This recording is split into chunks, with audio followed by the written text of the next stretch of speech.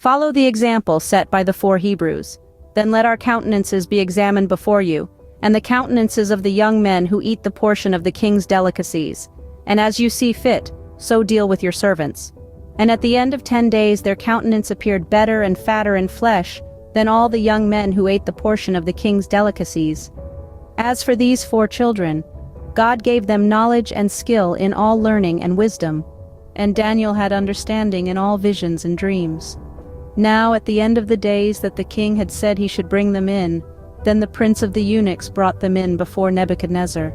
And the king communed with them, and among them all was found none like Daniel, Hananiah, Mishael, and Azariah.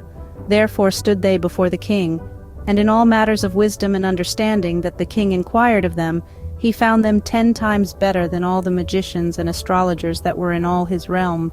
This record contains much of importance on the subject of health reform. In the experience of the 4 Hebrew children, a lesson is given regarding the need of abstaining from all spirituous liquors, and from indulgence of perverted appetite.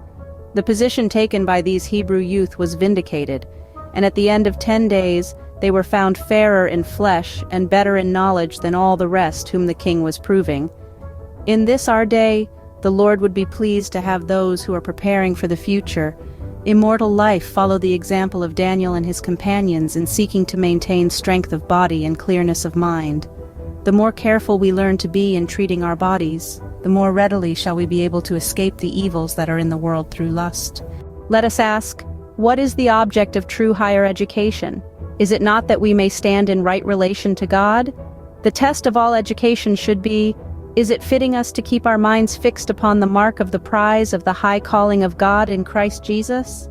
We are to learn how to equalize the labor done by brain, bone, and muscle. If you put to task the faculties of the mind, loading them with heavy burdens, while you leave the muscles unexercised, this course will tell its story just as surely as the wise course of the Hebrew youth told its story. Parents should follow a consistent course in the education of their children.